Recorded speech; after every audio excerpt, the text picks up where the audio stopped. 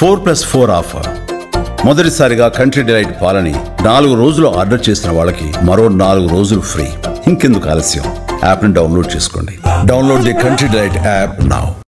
అమెరికాలో జెలెన్స్కీ పర్యటన, ట్రంప్ జెలెన్స్కీలు బహిరంగంగా షౌటింగ్ మ్యాచ్ ఆడారు. దీంతో ఉక్రెయిన్ వార్ భవిష్యత్తు ఏంటి అనేది ప్రశ్నార్థకమైంది. ఇప్పుడు ఉక్రెయిన్ వార్ భవిష్యత్తు విషయంలో ఎప్పుడైనా 3 పాసిబిలిటీస్ ఉంటాయి.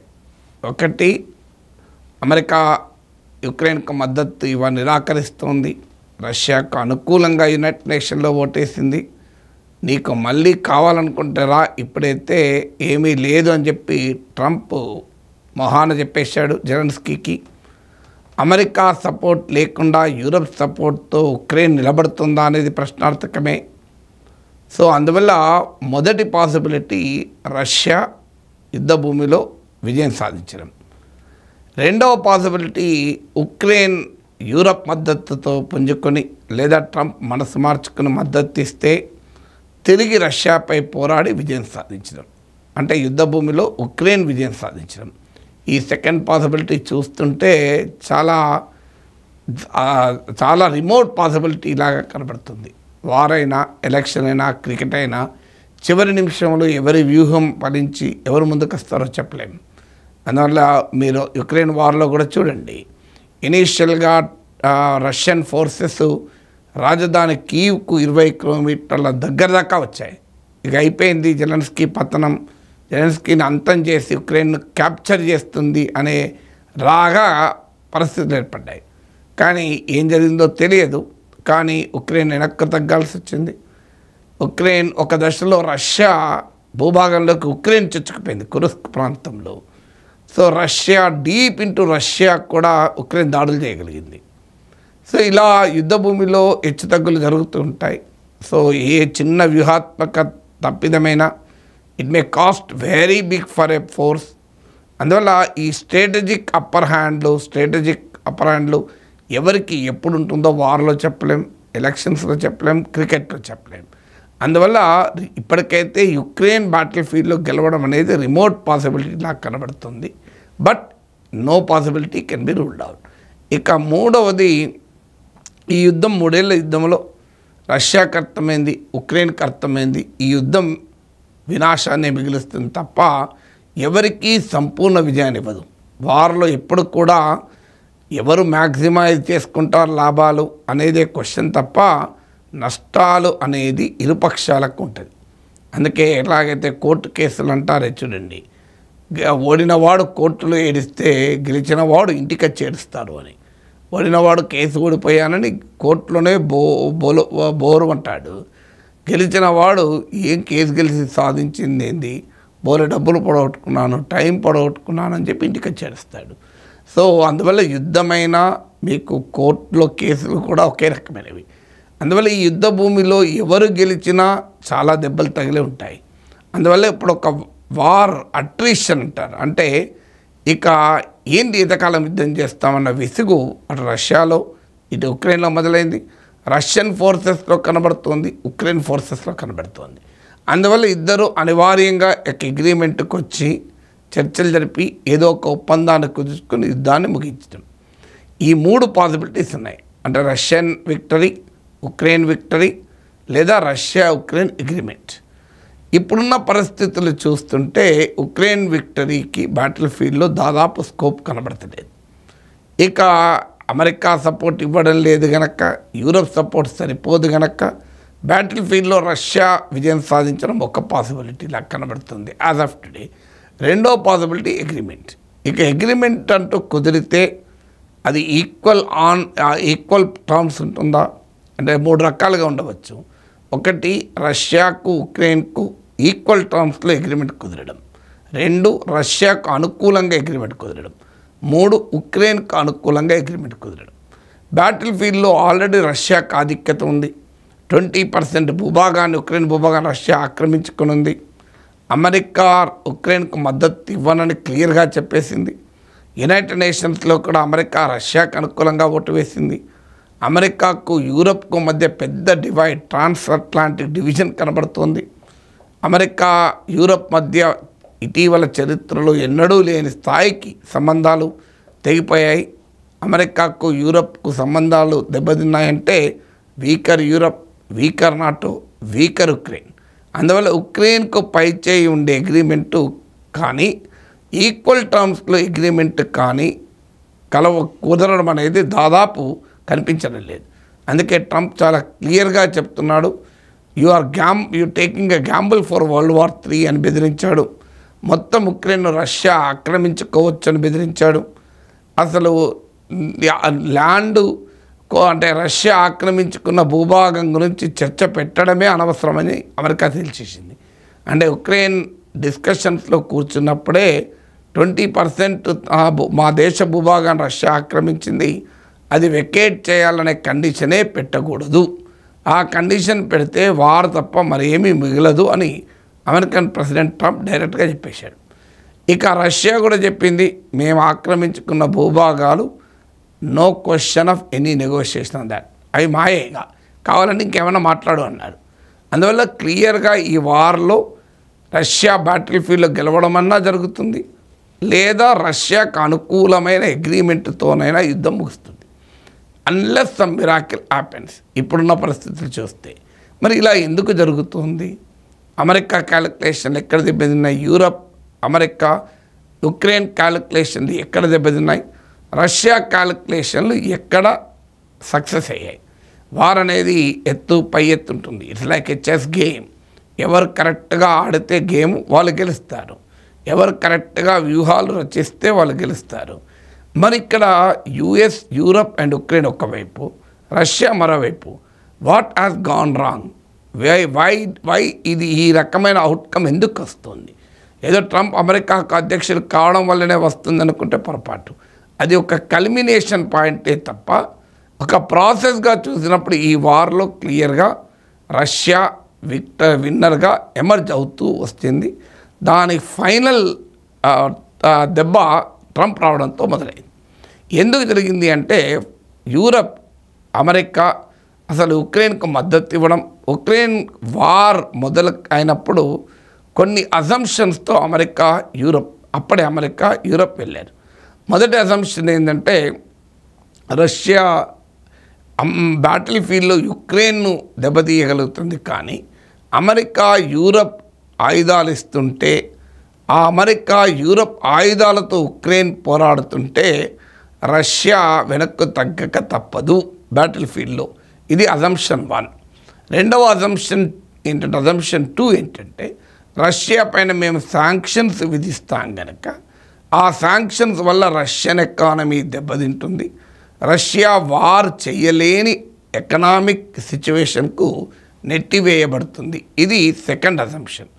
థర్డ్ అజంప్షన్ అమెరికాది, యూరప్ది, ఉక్రెయిన్ది ఏంటి అంటే పుటిన్ ఐసోలేట్ అయిపోతాడు, పుటిన్ దేశంలోనూ ప్రపంచంలోనూ ఐసోలేట్ అవుతాడు, ప్రజల తిరుగుబాటు వస్తుంది, పుటిన్ పతనం అవుతాడు. ఈ 3 అజంప్షన్స్తో వార్లోకి దిగింది అమెరికా, యూరప్, ఉక్రెయిన్. ఈ 3 అజంప్షన్స్ తప్పని తెలిపాయి. దానికి పుటిన్ అనుసరించిన వ్యూహాత్మక చతురత, పుటిన్ చేసింది రైట్ అని అనడం లేదు. ఉక్రెయిన్ ఆక్రమించుకోవడం తప్పు, ఒక సావరిన్ నేషన్ పైన దాడి చేయడం తప్పు, అది ఎట్టి పరిస్థితుల్లో దాన్ని ఎవరు యాక్సెప్ట్ చేయడం లేదు. కానీ అదే సమయంలో ఉక్రెయిన్ నాటోలో మెంబర్ అయి రష్యా పొలిమేరల దాకా అమెరికా బలగాలను తెచ్చిపెడతానంటే బలమైన ఏ దేశం అంగీకరించదు. అమెరికా బలగాలు బంగ్లాదేశ్లోనో, శ్రీలంకలోనో, నేపాల్లోనో, భూటాన్లోనో వచ్చి ఉంటానని మనం ఒప్పుకుంటామా? సో ఎవరమైనా ఒప్పుకోరు. అందువల్ల యుద్ధము జరగటానికి, యుద్ధం చేయడానికి పుటిన్ను నెట్టివేసిన అంశాలు ఏమైనప్పటికీ యుద్ధాన్ని ఎవరు యాక్సెప్ట్ చేయలేము. కానీ రియాలిటీ కదా. ఎవరు వ్యూహాత్మక చతురతను ప్రదర్శించారు? మొదటి చూద్దాం. బ్యాటిల్ ఫీల్డ్లో అమెరికా, యూరప్ ఉక్రెయిన్కు మద్దతు ఇచ్చిన రష్యా ఎందుకు పైచేయి సాధించింది? రష్యా చాలాసార్లు చెప్పింది, మేము యుద్ధం చేసేది ఉక్రెయిన్తో కాదు, మేము యుద్ధం చేసేది నాటోతోని. మరి నాటోతో యుద్ధం చేసి కూడా రష్యా ఎలా విజయం సాధించిందంటే, రష్యా తెలివిగా యుద్ధ భూమిలోకి ప్రత్యక్షంగా నేరుగా అమెరికా, యూరప్ రాకుండా పుటిన్ జాగ్రత్త పడ్డాడు. ఒక్క ఉక్రెయిన్కు మద్దతు ఇవ్వడం వరకు మాత్రమే, ఉక్రెయిన్ బలగాలకు ట్రైన్ చేయడము, ఉక్రెయిన్కు ఆయుధాలు ఇవ్వడము, మళ్ళీ ఆయుధాలు ఇచ్చినప్పుడు కూడా కండిషన్స్ పెట్టడం అమెరికా, మీరు డిఫెన్స్కే వాడాలి తప్ప అటాక్ వాడకూడదు అని చివరి దశలో అనుమతి ఇచ్చారు. ఉక్రెయిన్ వాడు కొట్టేసి కురుస్క్ దాకా రష్యాలోని కొన్ని వందల కిలోమీటర్లకు వెళ్ళిపోయాడు. కానీ మొదట్లో అనుమతించలేదు. ఆ లాస్ట్కి అనుమతించినా ఆ కొద్దిపాటి విజయం సాధించారు, కానీ అప్పటికే బాగా డ్యామేజ్ అయిపోయింది ఉక్రెయిన్. ఎందుకు మరి ఎలా చేయగలిగాడంటే అడపాదడపా పుటిన్ న్యూక్లియర్ బటన్ ప్రెస్ చేయడం మొదలుపెట్టాడు. న్యూక్లియర్ ఫోర్సెస్ను అలర్ట్ పెట్టాడు. మీరు గనక అడుగు ముందుకేస్తే నేను 3వ ప్రపంచ యుద్ధానికి సిద్ధం, అణు యుద్ధానికి సిద్ధం అంటూ నాటోను హెచ్చరించాడు. అందుకే అమెరికా చూడండి, ఉక్రెయిన్ అడిగినా కూడా బలగాలు పంపలేదు. ఉక్రెయిన్ అడిగినా బలగాలు ఎందుకు పంపలేదు ఓపెన్గా చెప్పారు. We are not interested to fight Russia directly అని అమెరికా చెప్పింది, యూరోప్ చెప్పింది. అలాగే ఫ్రీ ఎయిర్ జోన్గా ప్రకటించాలి ఉక్రెయినియన్ స్కైస్ను, ఉక్రెయిన్ గగనతలాన్ని ఫ్రీ జోన్గా నో ఫ్లై జోన్గా ప్రకటించాలి, దాన్ని ఎన్ఫోర్స్ చేయాలంటే దానికి కూడా అమెరికా అంగీకరించాలి. అదే జరిగితే రష్యన్ యుద్ధ వార్ ప్లేన్స్తో మేము డైరెక్ట్ కాన్ఫ్రంటేషన్ దిగాల్సి వస్తుందని నాటో మెంబర్షిప్ ఇవ్వమని జెలెన్స్కీ మొత్తుకున్నాడు. అది అవకాశమే లేదు. ఇస్తే నాటో నిబంధనల ప్రకారం నాటో బలగాలు మొత్తం ఉక్రెయిన్కి రావాలి. అందువల్ల మేము మీకు ఆయుధాలు ఇస్తాం, ట్రైన్ చేస్తాం, నీవే కొట్లాడుకో, అది కూడా డిఫెన్సే, నో అఫెన్స్. ఈ కండిషన్ పెట్టాల్సి వచ్చింది. ఎందుకంటే రష్యాతో ప్రత్యక్ష యుద్ధానికి అమెరికా, యూరప్ సిద్ధం కాకుండా పుటిన్ చేయగలిగాడు. ఎందుకు? పుటిన్ మావరిక్ ఏం చేస్తాడో తెలియదు. పుటిన్కు దేశంలో ప్రజల ఒత్తిడి, ప్రజలు ఓట్లేయడము, ప్రతిపక్షాల ఒత్తిడి, మీడియా ఒత్తిడి, పౌర సమాజం ఇలాంటివి ఏమీ లేవు. సో అందువల్ల అమెరికాకైనా యూరోప్కైనా ప్రజాస్వామిక దేశాలు కనుక ఈ ప్రెషర్స్ అన్నీ వాళ్ళు ఎదుర్కోవాల్సి ఉంటుంది. పుటిన్కి అదంతా ఏమీ లేదు, ఆయన ఏం చేయదలుచుకుంటే అదే.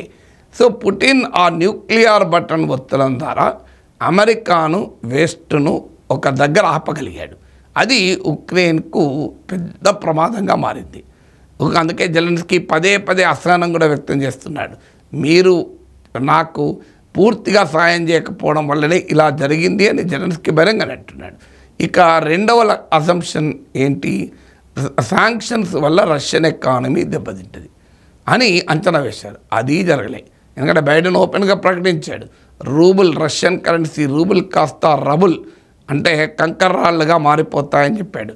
రూబుల్ కాదు రబుల్ అవుతుంది అన్నాడు. అయిందా? కాలే.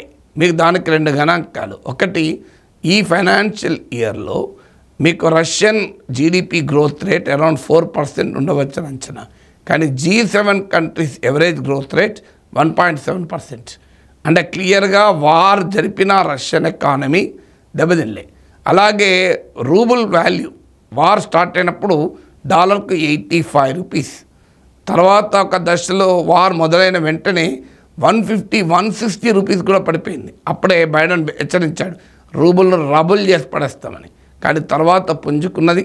ఇప్పుడు 88 రూపీస్. 3 ఏళ్లలో తగ్గింది 3 రూపాయలే, 3 రూబుల్సే. ఇండియన్ కరెన్సీ అంతకన్నా చాలా ఎక్కువ తగ్గింది ఈ పీరియడ్లో. సో ఇప్పుడు మరి ఎందుకు ఇలా జరిగింది అంటే రష్యా జాగ్రత్త పడ్డది. ఎలా జాగ్రత్త పడ్డది? శాంక్షన్స్ ఉంటాయని తెలిసి యుద్ధం మొదలు పెట్టక ముందే పుటిన్ పెద్ద ఎత్తున తన ఫారిన్ ఎక్స్చేంజ్ రిజర్వ్స్ని డైవర్సిఫై చేసుకున్నాడు. యూరోలో, గోల్డ్లో, చైనా కరెన్సీలో. ఇది మొదటిగా చేశాడు. రెండవది ఏం చేశాడు? రష్యన్ ఆయిల్ అగ్రిమెంట్లు చేసుకున్నాడు ఇండియాతో, చైనాతో. వెస్ట్రన్ ప్రెషర్ ఉన్నా కూడా భారతదేశం పెద్ద ఎత్తున రష్యా నుంచి ఆయిల్ కొన్నది. ఇప్పుడు మళ్ళీ బాగా తగ్గింది. ఒక దశలో టాప్ ఆయిల్ సప్లయర్గా మారిపోయింది ఇండియాకు. ఈవెన్ యూరప్ కూడా, ఈవెన్ టుడే యూరప్ గ్యాస్ అవసరాల్లో 8% ఇప్పటికీ రష్యా నుంచి వస్తున్నాయి. అఫ్కోర్స్ యుద్ధానికి ముందు 40-45% యూరోపియన్ గ్యాస్ నీడ్స్ను రష్యానే మీట్ చేసేది. ఇప్పుడు 8% తగ్గినా పూర్తిగా పోలే. మన ఫారిన్ మినిస్టర్ జయశంకర్ చెప్పినట్లు మేము 15 రోజులు కొనే ఆయిల్ మీరు ఒక్క పూటలో కొంటున్నారని వెస్ట్ను ఉద్దేశించన్నాడు. సో తన ఎనర్జీ సప్లైస్ను పవర్ఫుల్ వెపన్గా వాడుకున్నాడు. రెండోది ఏం చేశాడు అంటే ఇంతకుముందు చెప్పినట్లు ఫారిన్ ఎక్స్చేంజ్ రిజర్వ్స్ను డైవర్సిఫై చేసుకున్నాడు. దాంతో రష్యన్ ఎకానమీ కొలాప్స్ కాలే. ఇక మూడోది ఏంటి? థర్డ్ అజంప్షన్, పుటిన్ ఐసోలేట్ అవుతాడు దేశంలో, అలాగే ప్రపంచంలోనే. తన నేషనలిస్ట్ సెంటిమెంట్ను రౌజ్ చేసి నాటో రష్యాను కబలిస్తోంది, పశ్చిమ దేశాలు కబలిస్తున్నాయి అని చెప్పి రష్యాలో ఉన్న యాంటీ వెస్ట్రన్ సెంటిమెంట్ను రోజు చేశాడు. ఎందుకంటే హిస్టారికల్గా సోవియట్ కాలం నుంచి కూడా ఆ కోల్డ్ వార్ పీరియడ్ లెగసీ ఉన్నది. అమెరికా, యూరప్ రష్యా ఉనికిని యాక్సెప్ట్ చేయదు అని. So the great Russian dream అనేదాన్ని పుటిన్ చాలా సమర్థవంతంగా సేల్ చేయగలిగాడు. దాంతో ఆయన పట్లున్న వ్యతిరేకత ఉన్నా దేశము జాతీయత అనే భావనతో ప్రజలు పుటిన్ వెనకాల ర్యాలీ కాగలిగాడు. దాంతోపాటు ఐరన్ హ్యాండ్తో ఎక్కడా నిరసన లేకుండా ఆపగలిగాడు. తర్వాత పుటిన్ ఇంటర్నేషనల్గా ఐసోలేట్ అయ్యాడా? కాలే. ఇంట్రెస్టింగ్ ఏంటంటే పుటిన్ తన రిలేషన్షిప్ పెంచుకున్నాడు. ఇరాన్ నుంచి ఆయుధాలు పొందాడు. నార్త్ కొరియా రష్యా మధ్య ఫ్రెండ్షిప్ కుదిరింది. నార్త్ కొరియా ఆయుధాలు పంపాడు. రష్యా చైనా బాగా దగ్గర అంత ముందు కన్నా లిమిట్లెస్ ఫ్రెండ్షిప్ అని జింపింగ్ ప్రకటించాడు. వెస్ట్రన్ ప్రెషర్ ఎంత ఉన్నా ఇండియా తనకు రిలయబుల్ మిత్రుడుగా ఉండేలా పుటిన్ ఎన్ష్యూర్ చేసుకోగలిగాడు. మీరు గమనించండి, యూరోప్లోనే కొన్ని దేశాలు అసలు ఈ యుద్ధం అవసరమా అని ఫ్రాన్స్, జర్మనీ లాంటి దేశాల్లో కూడా అనుమానాలు రగిల్చగలిగాడు. కొన్ని యూరోపియన్ కంట్రీస్ వార్ను వ్యతిరేకించేలా చేయగలిగాడు. దీంతో పాటు అనేక ఇతర దేశాలతో కూడా సంబంధాలు మెరుగుపరుచుకున్నాడు.